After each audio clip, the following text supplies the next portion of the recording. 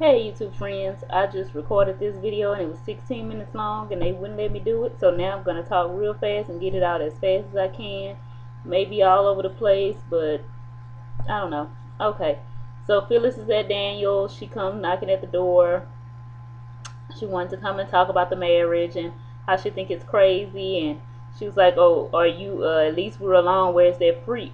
And Daisy appears with Lucy and says Daniel insisted that they moved in, and she's like, oh, look, Lucy, who came to us, congratulate us on moving in with Daddy. So Phyllis looked all weird and crazy.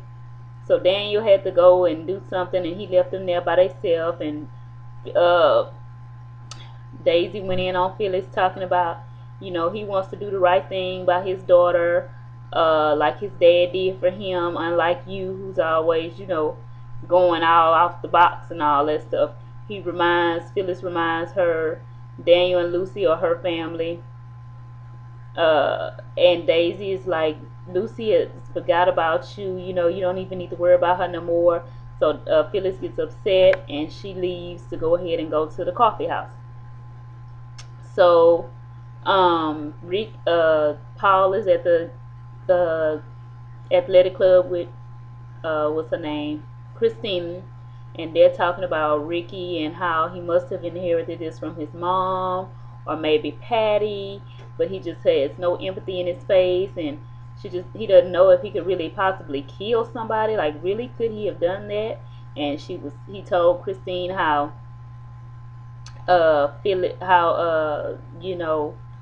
how the lady named Melissa, which was the girlfriend's best friend, said that she don't think it was all the way a suicide. She think it was more to that.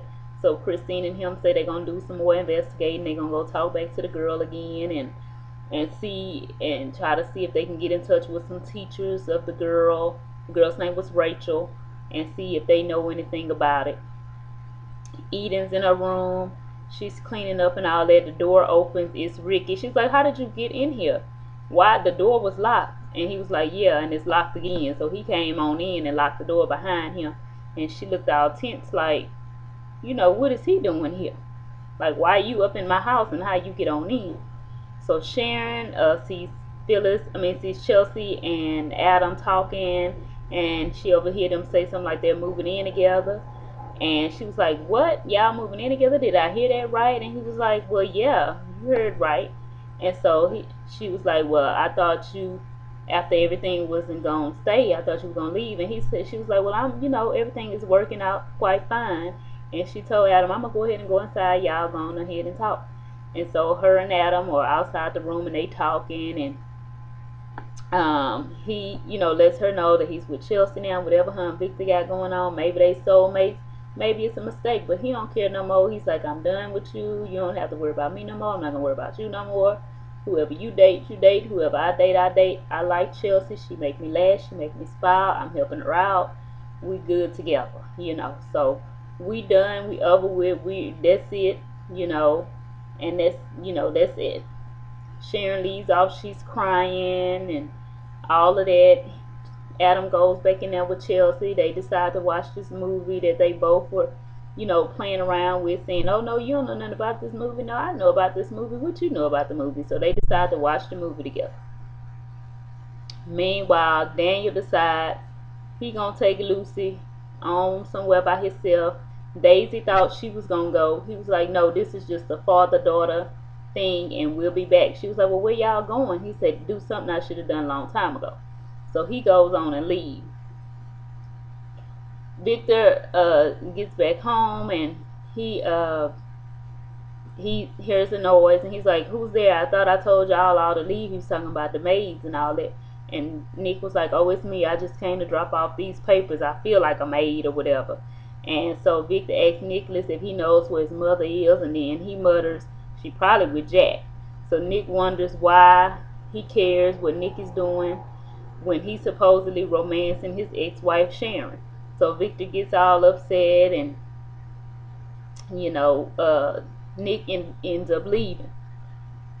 Therapy room, Jack proposed to Nikki, and she's like, well, you sure? You want to marry me, Jack? So he says Kyle is trying to get beyond it and wants him to be happy and wants me to be happy with you, you know. So Jack doesn't want to waste any more time. Nikki protests that the marriage is a huge leap and she don't think she's ready for that. And Victor comes up and he sees what's going on, but he doesn't say anything. He kind of stay back so they don't know he's there. And he listens as Jack proposes again. And you know, Nikki goes, I'm not saying I do and I'm not saying I don't. I'm just saying, you know, I don't know right now. But what I do know is that I love you. And she give him a kiss and Victor looks upset and he leaves without them even knowing he was there. So Nikki tells Jack, I just need more time to decide about this marriage. And, you know, Jack continues to work his little smile. He's like, okay, I'll deal with it. Um, what I want to say. Phyllis goes to the coffee house because she's mad and she's going all off and she's crying about what Daisy said. And Nick shows up with some flowers and he's like, you don't want to get no flowers. She's like, you don't want to get no flowers to no insane person. Just like Daniel, he's insane. He's living with Daisy freaking Carter. Daisy Carter, why would he do that? And so he just goes on off and Nick's like, maybe you need a brownie. Let me go get you a brownie. So he go get her a brownie. While he's gone to get her a brownie, Daisy comes in. She's like, I saw your car outside and I knew Daniel was bringing Lucy to see you. How could he do that? And she was like, Daniel's not even here. See, it's already happening. You don't know where your man is. Y'all moved in and he's not even at home. Told you it was going to start happening. So she kind of get Daisy back for what she said to her earlier. And she was like, he's not there. And, you know, she tells her, oh, expect more nights like this, sweetie, you know. So, Eden is back and she's talking to Ricky and he's like, I'm not going anywhere and you've been making an excuse. I came here to bring you the key back. I still have my key. You told me you had a roommate. I'm sure she's gonna need it. And by the way, where is she? I haven't met her yet. I want to meet her, you know, since we're gonna be neighbors and all. And so Eden's like, she comes up with an excuse and he's not getting the idea. She's like, you need to leave, in other words. So Ricky's like, we not done yet. We gonna still be friends. And he tells her, don't go around getting people all worked up saying that I'm gonna do something to Phyllis, telling your brother and all that. I'm not gonna do any of that. So Eden said, well, you either put on some rubber gloves and help me do these dishes or you can leave.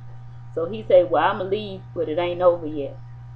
So he he leaves and Eden's all, you know, flustered or whatever. So he comes back later with his own key and says it's always good to have a spare key or whatever. So Paul is study telling Christine, I'm sure, I'm for certain it has something to do with the whole Isabella Patty thing, and we got to get this solved. And I don't think he could be a murderer. I mean, could he possibly be a murderer? Could he have done this? Well, we're gonna make sure he don't do it to nobody else. So at that time, Eden goes over to Paul and she's telling him that she made Ricky move out and all this old fake card he made about his mom and how he had the key and he just came back in and he creeps her out and she just asked him to go and Paul is like, you made a good idea, you need to stay away from Ricky. And you know, she glad, you know, he got the key back or whatever. Daniel ended up taking Lucy to see Danny, his dad, at behind the scenes at his concert, and his dad was like, oh, she's beautiful, and they just ranting over her, and he's like, I'm glad you came. So Daniel asks his dad, like, how did you do it? How do you spend every day with somebody that you don't love just to be with me? And you know, that's how that go. Sharon arrived at Victor's and she's all sad and hurt after what happened with Adam. And they, you know, embrace. He hug her. He gives her a gift and tell her to go open it upstairs. She go upstairs and she crying. And I just felt like crying, you know. But now, you know, I won't waste my tears anymore. She come downstairs and she had on this red gown that he bought her. And she said it's perfect. Meanwhile, Nikki had walked up while they was kissing and all that. And he was saying how it looks wonderful on you, it's perfect on you. And she flashed back to the same thing Victor said to her about something he had gotten her a while back. And she holds her heart as they kiss like she didn't just get through kissing Jack. She better get with it. Okay. So that's what happened with that. That's pretty much the whole bit of what went on. Oh, Christine came because Nick had left, Daisy left. Phyllis had got a voicemail. She went to check it. Nick said he was gonna go to Daniel's to talk to him by himself. She didn't need to go. She needed to stay there and enjoy her brownie. So he went on and left. And while she was on the phone, Christine came and had an exchange with Phyllis, and Phyllis called her a bee under her breath. And Ricky, he was there and he was gonna walk away, but he came back to hear what Christine was gonna say, and he left. I mean, Christine walked away, and that's how that little part went off. So on Monday, Christine says to Phyllis, calling me a bee under your breath. And Phyllis said, I should have said it to your face. And Danny tells Daniel that Phyllis was Phyllis, but he wanted his son and he wouldn't trade it for the world. And Victor asked Sharon if this is wise what they're doing. So that was today's episode. Thank you guys for watching. I'm sorry I had to condense it, but they cut me out at the 16 minutes and I have things to do. I don't have time to just re-record these things over and over again. So I'll be back in here tomorrow with your soaps for next week. It was a good week, kind of slow, nothing really good and great going on. I have some more secrets for you guys about what's going on. I have some more secrets about some people leaving, and I'll see you guys tomorrow. Have a great weekend. Thanks for watching. Bye-bye.